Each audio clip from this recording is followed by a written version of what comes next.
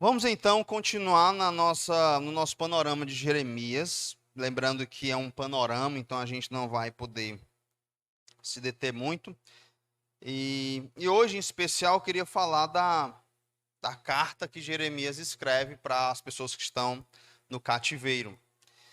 Então, como se comportar durante o exílio, durante a consequência do pecado. Você já pensou nisso? É interessante, né? Eu estou sofrendo a consequência do meu pecado. Como é que eu me comporto? Isso me anima muito porque eu consigo ver a bondade de Deus em sempre orientar seu povo. Ele se revela. Então Deus diz como não pecar. Deus diz quando você pecar, o que que você deve fazer. Deus diz o que vai acontecer quando você pecar. Como você vai sofrer as consequências, a disciplina. Ele diz como você se comportar em relação à disciplina. Eu fujo da disciplina, eu amo a disciplina, eu desprezo a disciplina, eu não desprezo. Não é incrível isso? Como Deus cuida da gente, né? Porque ele diz, não peque. Aí a gente vai e peca. Ele poderia agora só descer a mão e pronto, se vira. Você que aprontou, não, ele vai e nos orienta. E o livro de Jeremias vai ensinar muito isso, não é? E o que é curioso é como agir durante a disciplina. Eu achei isso aqui fantástico. Depois que eu fui estudar e fui pensar isso, nossa, é assim, algo que a gente vai ajudar muito no processo de dor. Lembre que a disciplina, a princípio, não parece de gozo, senão de dor. Hebreus 12, é dor. E como é que a gente tem que se comportar na disciplina? Quando a gente estiver colhendo os frutos da consequência do nosso pecado. Pois é, Deus também ensina sobre isso ao seu povo. Então o povo já está cativo em Babilônia, estão sofrendo as consequências do pecado, onde eles desobedeceram pelo menos dos 490 anos, não deram descanso à terra, estavam vivendo em idolatria. E Deus então os leva para lá. Já tinha orientado que eles não deveriam fugir da disciplina, não deveriam ir para o Egito, eles tinham que ir. Inclusive, no final dessa carta, ele também vai falar a respeito daqueles que não foram para a Babilônia e como eles vão sofrer, como eles vão padecer por não terem obedecido, não terem se submetido à disciplina do Senhor. E aí, aqui no capítulo 29, então, ele vai orientar como é que eles têm que lidar com isso. E eu estava pensando que isso aqui é muito útil. Por quê? Porque nós passamos por disciplina, não é verdade? Quem aqui já levou uns açoites do Senhor? Levanta a mão. Todo mundo.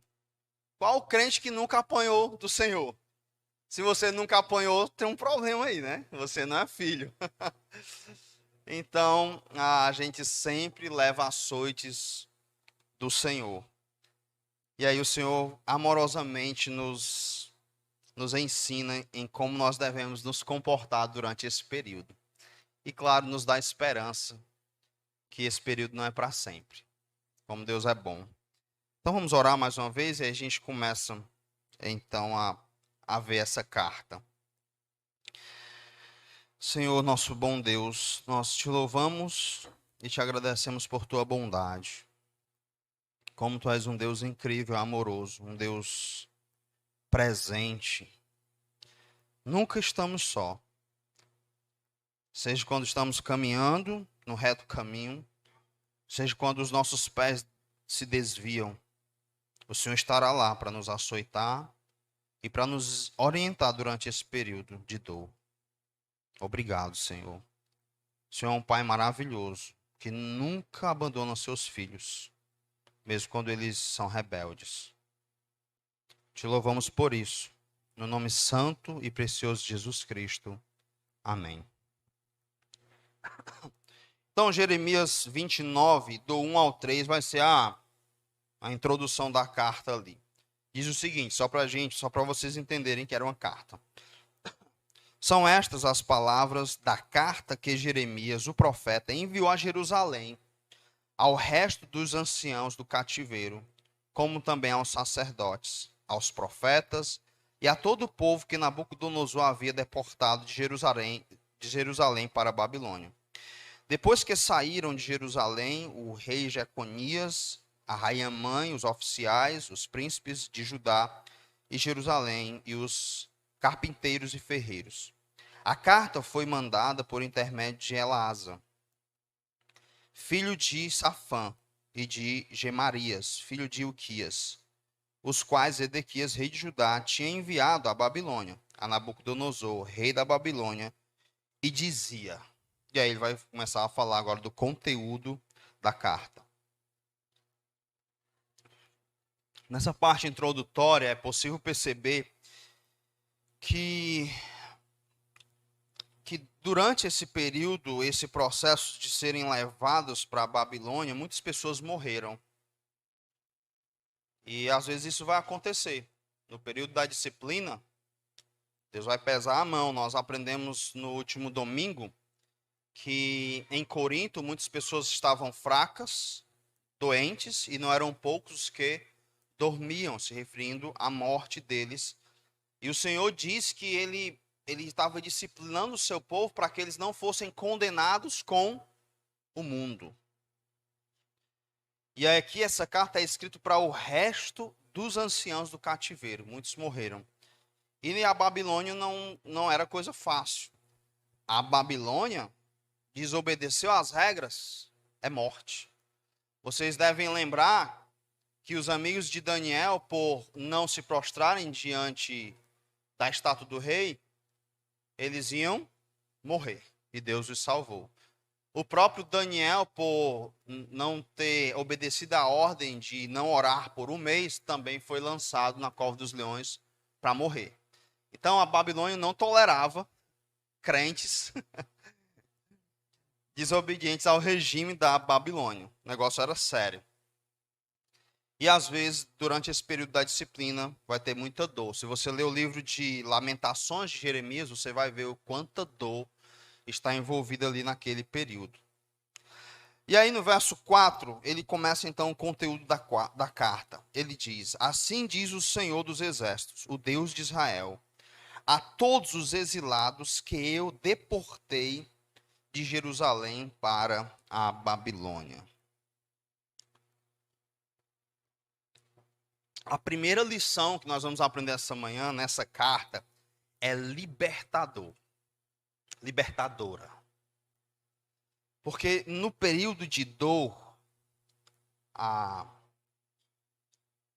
sempre o nosso ser vai querer culpar alguém. Não é? Por que eu estou sofrendo? Isso irrita, isso vai te impacientando. Quanto mais dói, mais raiva dá. Por isso, alguns casamentos acabam se destruindo. Por quê? Porque tem que culpar alguém. E geralmente sobra para o cônjuge. Aí, às vezes, você culpa a igreja, culpa o pastor, você quer arrumar um culpado. Você está sofrendo ali, você tem que arrumar um culpado para isso.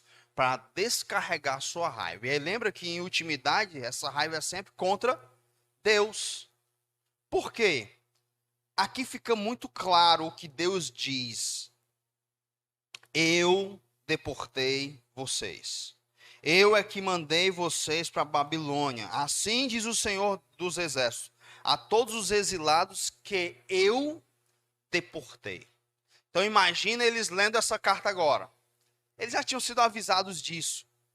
Mas para não deixar dúvida, assim diz o Senhor, a todos os exilados que estão na Babilônia, que eu deportei. Então não foi um ato de vitória de Nabucodonosor. Não foi um simples ato de guerra em que Israel perdeu. Não. Deus soberanamente usa Nabucodonosor como seu servo para colocar juízo sobre o seu povo. E é Deus que então leva o seu povo para Babilônia. E aí você vai sempre lembrar disso. No momento de dor, da consequência do pecado, você tem que lembrar. Deus me trouxe para isso aqui. Foi Deus que fez. E por quê? Você vai saber, claro. Por que que Deus está fazendo isso? Então não culpe as pessoas, não culpe ninguém. Mesmo quando você é a vítima no meio desse sofrimento. Se a gente pensar no contexto aqui de Jeremias, ele não tinha culpa disso. Ele é o profeta do momento que está vivendo toda essa dor por causa do pecado do povo. Assim como Daniel, um homem piedoso, assim como Abacuque, você vai ver a envergadura espiritual desses homens, você fica assim, nossa, por que ele está sofrendo junto com esse povo? Que é rebelde, que é de dura serviço. Não fique tentando encontrar um culpado. Entenda, é Deus que está fazendo isso aqui. Eu vou suportar isso aqui. Vou tentar entender o que Ele quer me ensinar. Então não gaste energia tentando se livrar da dor. Gaste energia tentando entender o porquê. Tentando entender o que Deus quer ensinar, o que Deus quer trabalhar na sua vida. Certamente, enquanto Deus julgava o seu povo, colocando dor e sofrimento no seu povo, até em Jeremias, Deus ele está ensinando algo para ele. Ele está aprendendo muito com tudo isso, com o sofrimento que o seu povo está passando. E lógico, ele também está passando. Então não culpe jamais as pessoas. Uma coisa que deve ter ajudado muito José, que foi vendido pelos irmãos, depois foi caluniado e por conta dessa calúnia se tornou um prisioneiro, era o fato de não ficar culpando as pessoas.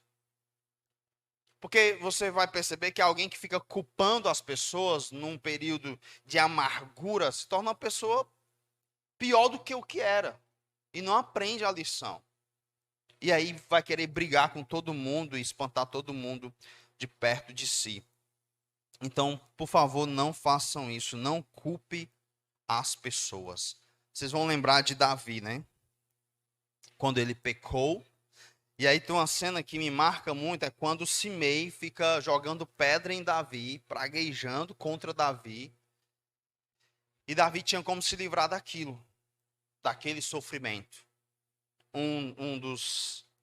Alguém poderoso no exército de Davi diz, deixa eu matar esse cão morto. Até redundante, né? Aí Davi diz, não, deixa ele lá. Porque pode ser o Senhor me julgando. Não é legal isso? Não é libertador? Você nunca pensa assim de alguém lá no seu trabalho que está massacrando você. Não é? Você nunca pensa isso. De alguém que está fazendo mal a você. Você nunca leva em conta que pode ser o Senhor humilhando e afligindo você para tratar algo em você. Dentro desse contexto de disciplina. Davi pensou isso. Davi cometeu um pecado muito grave e agora ele entende que está vivendo as consequências. Isso não é libertador? Porque Davi não vai criar ódio contra aquela pessoa, ele vai aceitar aquilo como algo vindo de Deus, que está ali presente na aflição dele, tratando o seu caráter. É incrível isso. Quando o filho de Davi adoece e morre, Deus que fez isso, ele poderia ficar agora revoltado. Como que Deus faz isso com essa criança? Ele poderia culpar os médicos. Enfim, ele se levanta, se lava e vai adorar a Deus no templo. E todo mundo fica sem entender. Por quê? Porque isso é libertador. Entender que é Deus que está fazendo. Aí Davi diz assim, não, é porque enquanto a criança estava viva, eu estava orando, jejuando, clamando para ver se Deus tinha misericórdia. Deus a matou, vida que segue. E depois ele vai, adora e volta e vai consolar Batseba. Não é libertador isso? Isso aqui que aconteceu foi Deus. Não foi obra do acaso. Não foi porque alguém era poderoso, alguém foi incompetente. Não, Deus está sentado no seu trono. E ele decidiu que fosse assim. E isso é um ato de amor para comigo. Ele está cuidando de mim. Por isso eu estou indo adorá-lo. Libertador, meus irmãos. Olha só o verso 5 e 6.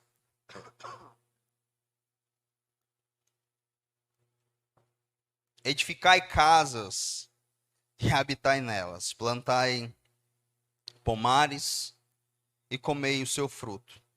Tomai esposas e gerai filhos e filhas. E dai vossas filhas a maridos, para que tenham filhos e filhas. Multiplicai-vos aí e não diminuais. Tem um livrozinho Forasteiro e Exilados, do Rothbard, acho que é assim o nome dele. É assim, pastor Geraldo? Bart. Ele pregou numa conferência de volta aos princípios.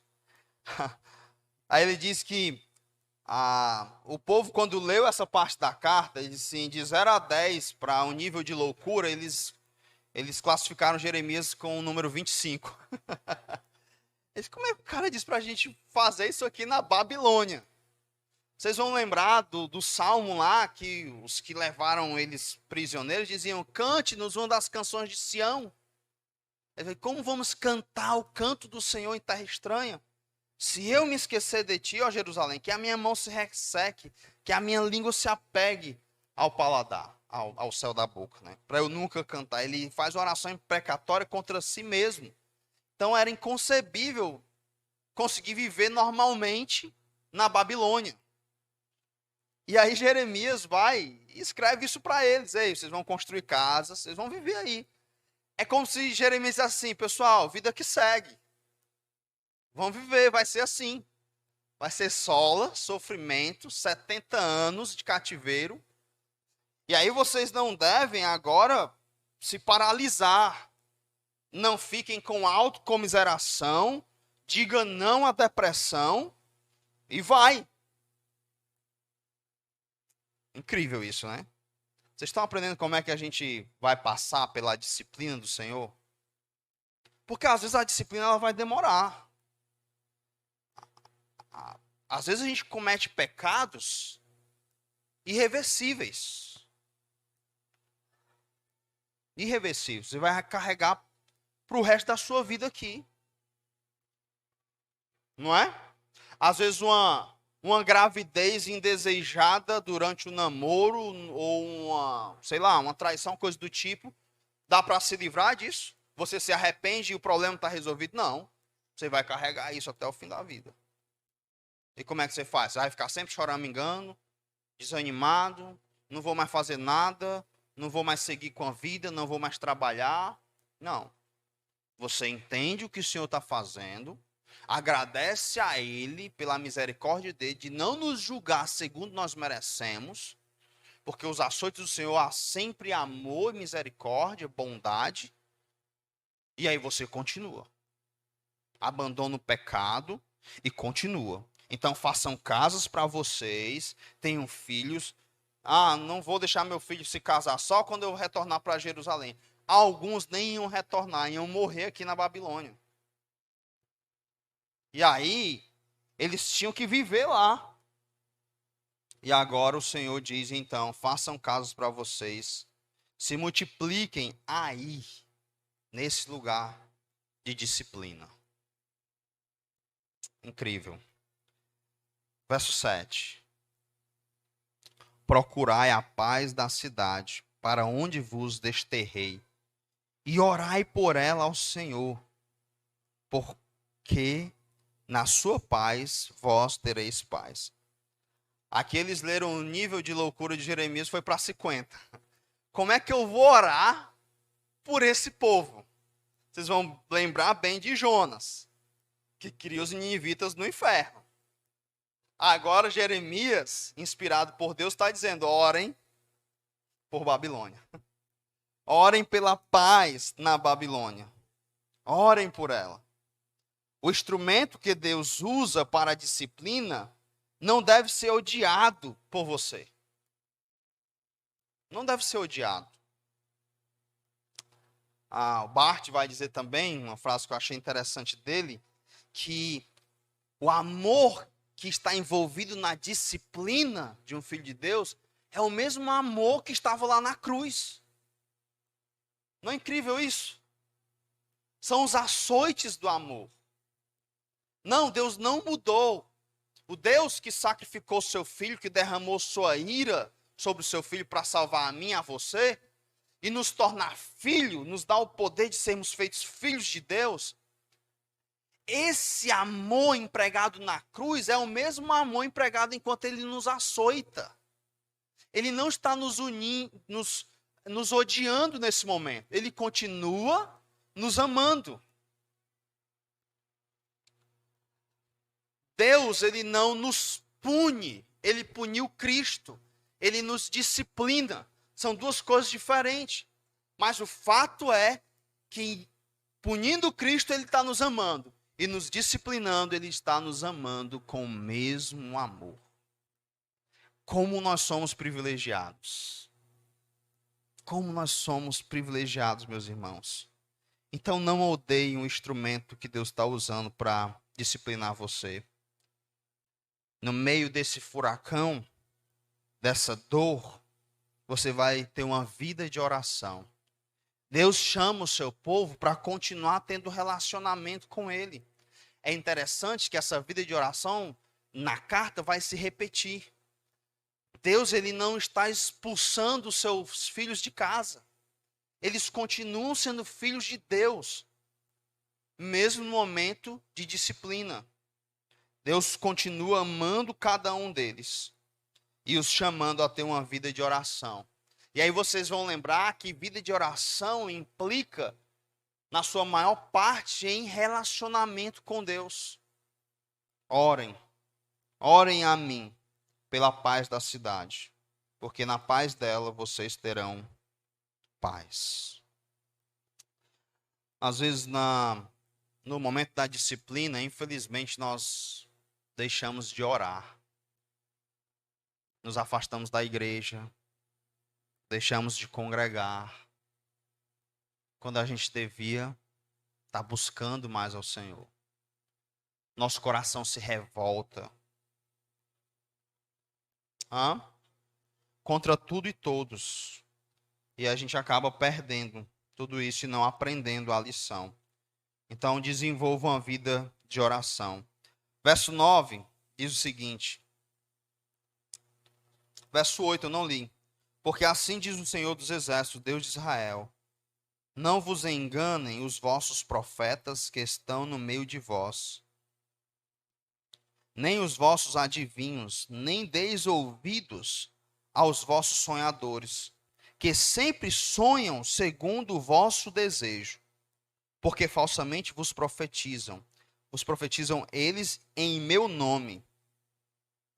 Eu não os enviei, diz o Senhor.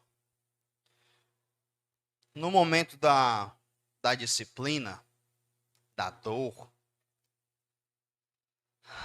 a gente só quer ouvir coisa boa. Ninguém quer ouvir e dizer assim, sabe por que está sofrendo, né? Deus está te açoitando. Quem quer ouvir isso? Não é? Ninguém quer ouvir. E ninguém tem coragem de ir lá e dizer. Porque a pessoa vai se revoltar. Vai se revoltar. Certa vez eu visitei um senhor e eu tinha certeza que o sofrimento dele era consequência do pecado. E eu fiquei, como é que eu vou dizer isso para ele? E aí foi legal que eu disse assim, vamos ler um salmo? O senhor tem algum salmo que o senhor gosta? Aí ele disse, eu tenho. E o salmo que ele gostava, que eu acho que era o salmo 38, é o salmo que fala só de disciplina. De Deus. Aí eu disse assim, o senhor acha que isso aqui que o salmista está vivendo? Deus falou ali assim com ele, eu disse, nossa, facilitou minha vida. Porque eu só li o salmo. Eu disse, o senhor se identifica? Mas é difícil chegar e dizer isso. Vocês lembram de Natan?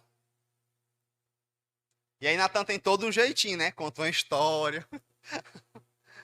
Ele não chega e diz logo, ó, Davi, você não, conta a história e tal. E aí quando Davi diz, esse homem aí tem que morrer. Diz, Davi, esse homem é você.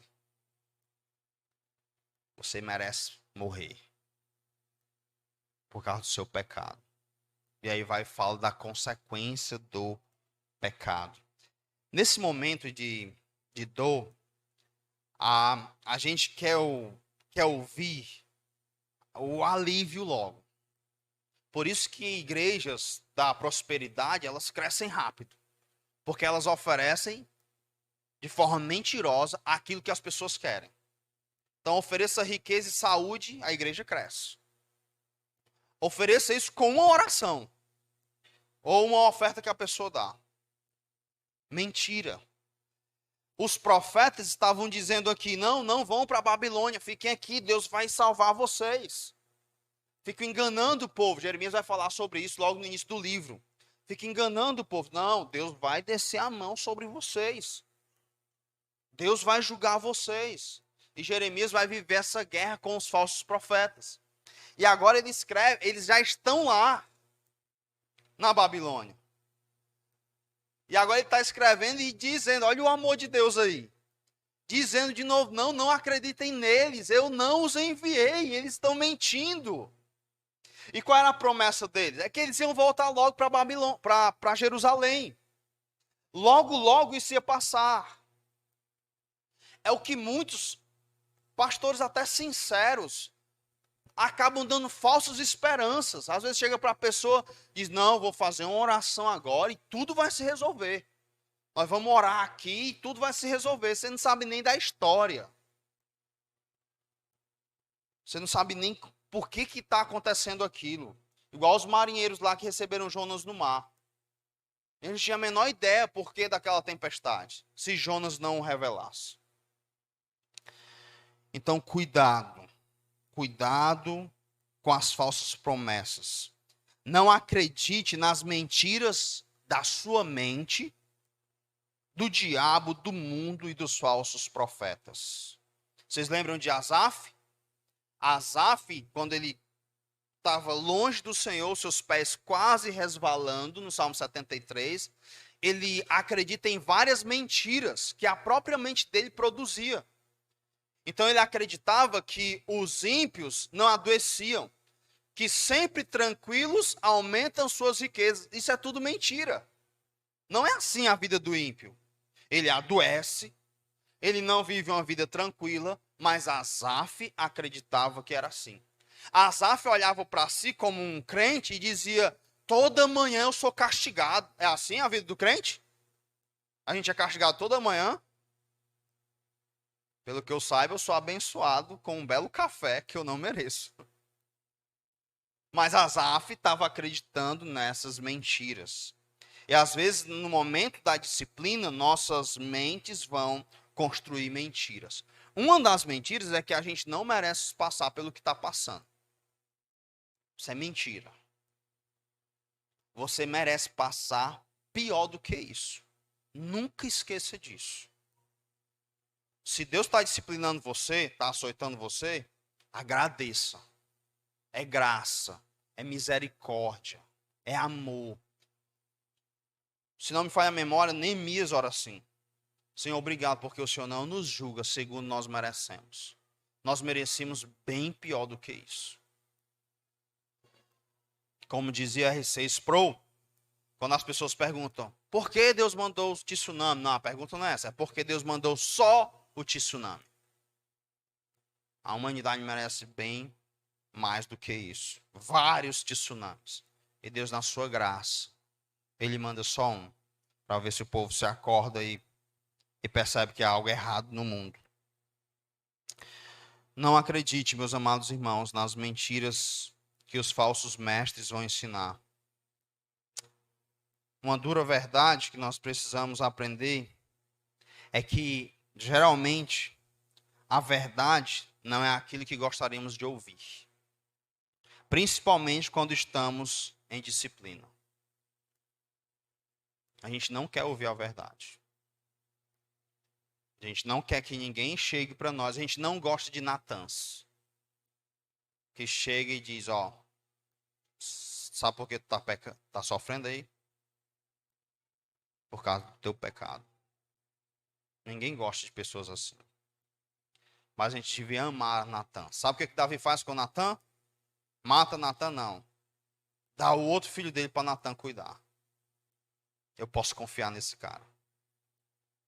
Ele arriscou a vida dele para mim mandar um recado do Senhor. Porque dizer isso para o rei, ele poderia ser morto. São pessoas leais ao Senhor. São as pessoas que a gente tem que ter perto da gente. Elas vão nos livrar do abismo. Elas vão dizer para nós, ei irmão, ó, esse pecado aqui, ó. Deus está te açoitando, tu não está mudando. Não está aprendendo a lição. Muda. Deus está fazendo isso aí com amor para você mudar. Para salvar você. Para que você não seja de todo destruído. Então, muito cuidado com os falsos profetas. O povo está lá em Jerusalém, lá na Babilônia, sofrendo, e aí os profetas que faziam sucesso eram aqueles que diziam: Deus vai já salvar a gente, Deus vai já levar a gente de volta para Jerusalém.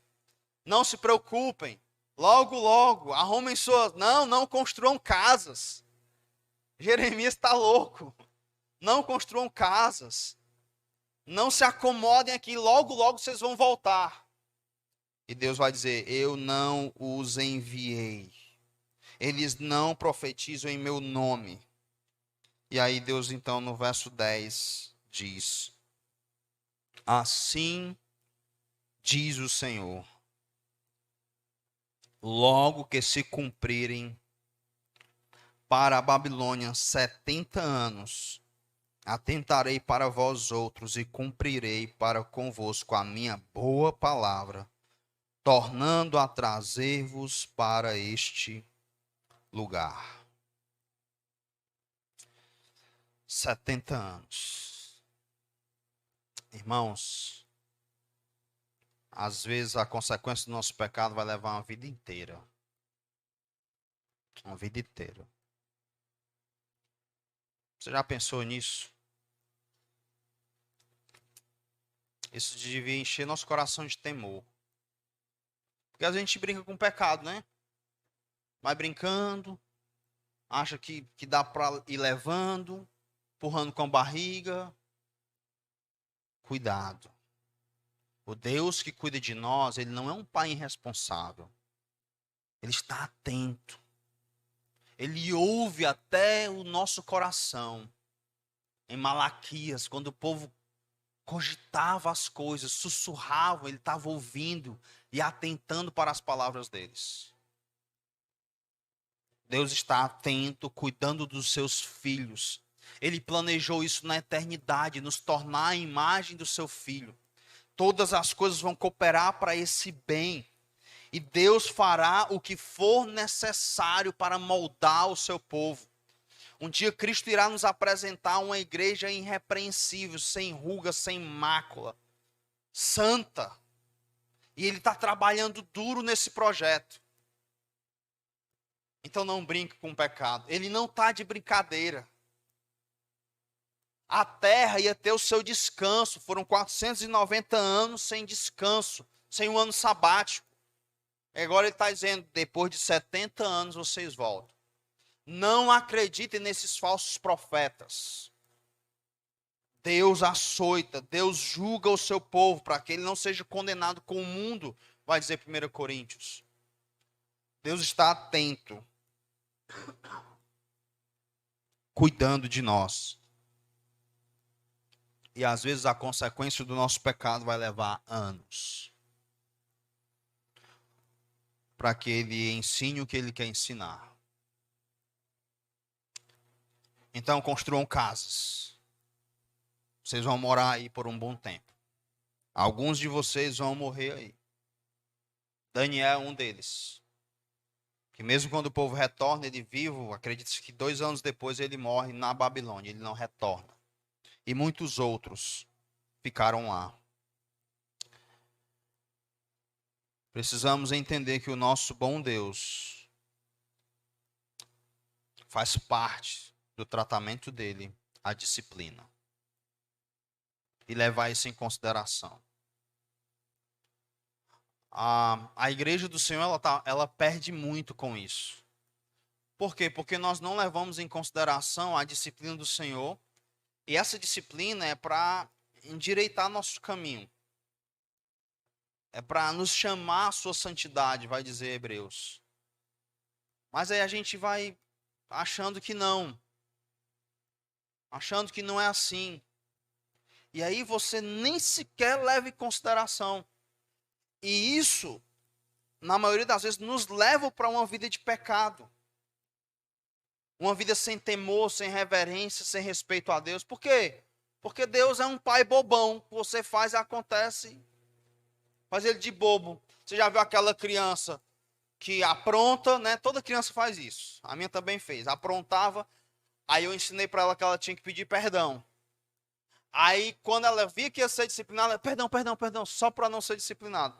Não havia arrependimento de fato. E aí ela vai querendo fazer você de bobo. Aí depois faz de novo, depois vai lá, ô pai, perdão, perdão, desculpa, desculpa, prometo, prometo, não faço mais. E aí vai querendo fazer os pais de bobo. E nós, às vezes, queremos fazer Deus assim.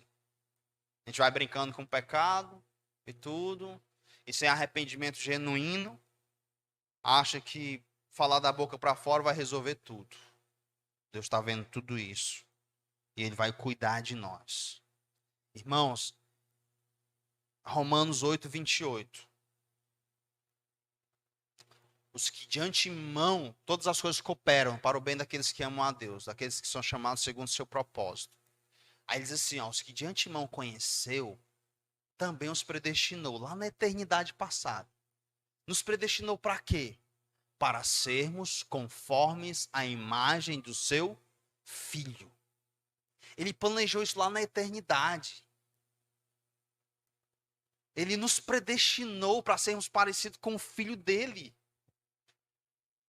É o plano original de encher a terra da imagem de Deus. Agora ele está formando a imagem do seu Filho em nós para encher a terra. Por isso você tem que ir fazer o quê? Discípulos de Jesus. Ele está trabalhando nisso. Moldando o meu caráter, forjando o meu caráter. A imagem do seu Filho. E muitas vezes isso vai levar 70 anos. De sola no cativeiro. Então não desanime, não acredite nas mentiras. Deus não é um pai bobinho. Ele é um pai soberano, responsável, que age com amor, moldando o caráter dos seus filhos, comprometido com a sua glória de tornar seu nome conhecido através de mim e você. Sabe por que ele mata o filho de Davi? Ele diz: o meu nome foi blasfemado entre os gentios por causa do seu pecado, Davi. Por isso, essa criança que vai nascer, eu vou matar. Sabe o que ele diz para Arão? Eu serei glorificado naqueles que se aproximam de mim. Por isso eu matei seus filhos. E quer saber, Arão, não chore. Porque se você chorar, eu mato você também. É a glória do nome dele. Se for preciso passar 10 anos, 30 anos, 70 anos, nós vamos passar. E ele o fará. Deus não está comprometido com o meu conforto. Está comprometido com a sua glória em formar em mim o caráter do seu Filho. Ele planejou isso na eternidade passada com a Trindade Santa. E agora ele está colocando esse plano em prática. Não é um improviso. É um plano eterno, maravilhoso, em que nós somos os maiores beneficiados. Então ele diz para o povo: ei, não escuta esses profetas. Deixa eu dizer o que eu digo. Assim diz o Senhor: vocês vão passar 70 anos aí. Então construam casas. Construam casas. Casem-se. Se multipliquem. Incrível. Aí ele diz mais, verso 12. Ou melhor, verso 11. Eu é que sei que pensamentos têm a vosso respeito, diz o Senhor. Pensamentos de paz e não de mal, para vos dar o fim que desejais. Então me invocareis, passareis a orar a mim, e eu vos ouvirei. Buscar-me-eis e me achareis, quando me buscardes de todo o vosso coração. Serei achado de vós, diz o Senhor, e farei mudar a vossa sorte. Congregar-vos-ei de todas as nações, de todos os lugares, para onde vos lancei, diz o Senhor, e tornarei a trazer-vos ao lugar de onde vos mandei para o exílio. Ele é que sabe os pensamentos que tem a nosso respeito. Está dizendo isso para Israel. E esses pensamentos são de paz e não de mal. Os profetas diziam algo diferente. Ele está dizendo: não, eu não os enviei. Eles não estão falando de mim, o que eu disse. deixa eu dizer a real para vocês. Vão ser 70 anos. E aí, os profetas pareciam dizer coisas boas. E Deus diz uma coisa ruim. Os profetas, os falsos profetas diziam, o sofrimento vai já acabar. O cativeiro vai acabar logo. E aí Deus chega e diz algo ruim. Dentro de uma perspectiva humana. E aí o próprio Deus deixa claro e diz, olha, eu é que sei que tenho os pensamentos que tenho a vosso respeito. Esses pensamentos são pensamentos de paz e não de mal. E eu vou dar o fim que vocês desejam, que era retornar para a terra. Quando o tempo se completar, vocês vão retornar para lá. Então, como é que vocês têm que viver aqui? Novamente. Então, vocês vão me invocar. Eu vou ouvir vocês. Vocês vão me buscar e vocês vão me achar. Eu serei achado por vós. E eu vou fazer mudar a vossa sorte. Que promessa. Você está no meio do cativeiro. Está doendo.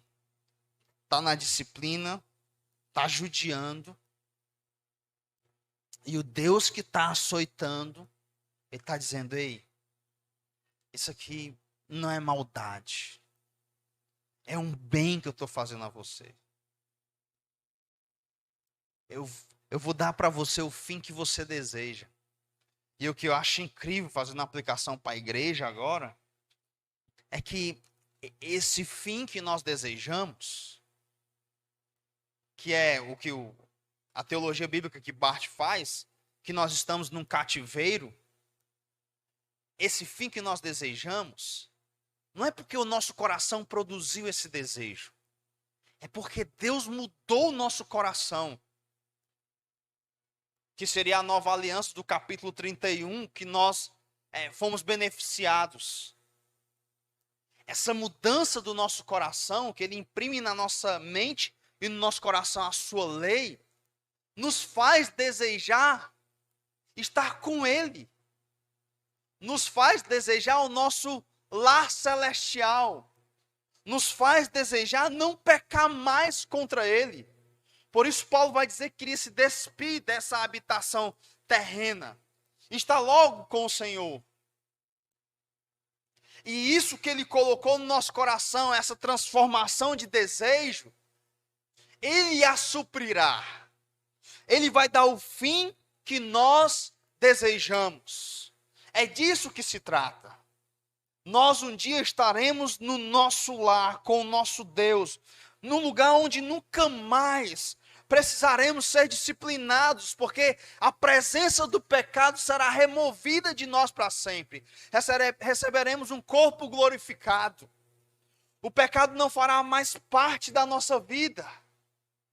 Não é incrível isso, irmãos? A esperança que nós temos de poder um dia estar no nosso querido lar, onde não haverá mais dor, mais pranto, mais choro, luto.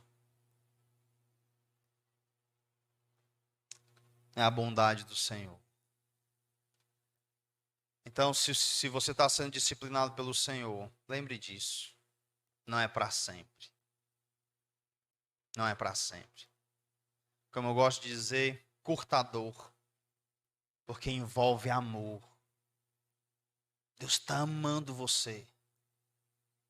Você não é um bastardo. Você é um filho.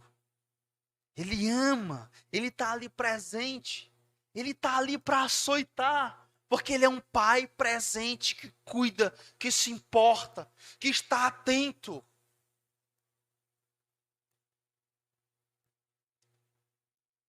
Meu pai, ele não era um pai assim que tinha aquela amizade, que conversava, mas tinha uma coisa que eu achava interessante. Ele estava atento. Então, se a gente chegasse com um short rasgado, né, que na época era coisa de malandro, ele via aquilo. Se chegasse com um corte surfista, uma vez eu cortei o cabelo surfista, quando eu cheguei ele passa para o quarto. Ele observava tudo.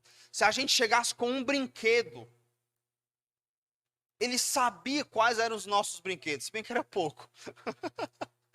Mas ele sabia onde você arrumou isso. Aí se eu troquei. E você tem alguma coisa para trocar? Onde foi que você arrumou? Uma vez eu fui no mercantil e vi um escovão lá de cabelo de bobeira e peguei. E quando eu cheguei em casa, por isso que eu sou careca, ó. Tudo envolvia cabelo. Aí, onde foi que você arrumou isso? Eu disse, lá na mercearia. Aí ele foi lá comigo devolver. A maior vergonha. Nunca mais quis roubar nada. Mas uma coisa que chamava a atenção, tava pensando esses dias, é que ele tava atento. Tem pai que é desligadão, né? O filho só falta derrubar tudo e tal. O menino aparece com um brinquedo que não é dele, que ele pegou não sei aonde. E ele nem percebe. Deus é um pai atento. Tudo que a gente pensa, tudo que a gente deseja, no mais íntimo do nosso ser, ele está observando. Aí ele, por aí não, Clesiano, vem cá, deixa eu puxar a tua orelha. Aí ele puxa, assopra, eu disse, Deus está doendo. Ele, calma, vai já passar. É para você aprender, é o seu bem. Eu sei o que eu estou fazendo. Meu pensamento a seu respeito é pensamento de paz, não é de mal. Eu vou dar o fim que você deseja.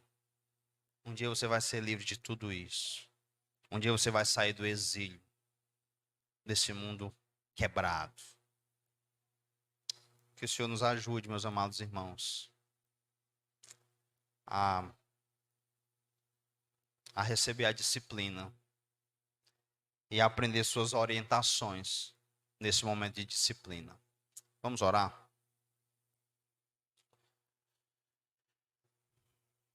Senhor, muito, muito obrigado. Como o Senhor é um Pai incrível. Como o Senhor cuida de nós. Como o Senhor é um Pai presente. Que em nenhum segundo nos abandona. Nem nos dias maus. Obrigado porque o Senhor sempre nos orienta com a tua palavra. O Senhor não nos deve explicação. O Senhor não nos deve nada. Mas o Senhor sempre se comunica, sempre nos explica. Sempre nos faz entender o porquê da dor. Como o Senhor é bom. Como nós somos privilegiados pelo Senhor ter se revelado a nós.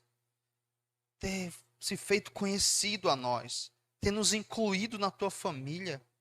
Ter nos tornado teus filhos. Como somos abençoados em termos o privilégio de ter um pai que nos açoita. Que cuida de nós. Obrigado, Deus. Porque para nos tornar teus filhos, para nos disciplinar em amor, o Senhor puniu o teu filho, Jesus Cristo, na cruz do Calvário. O Senhor baniu o teu filho da sua presença.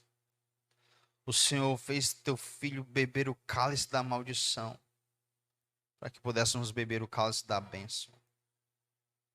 Muito obrigado, Deus, por tanto amor.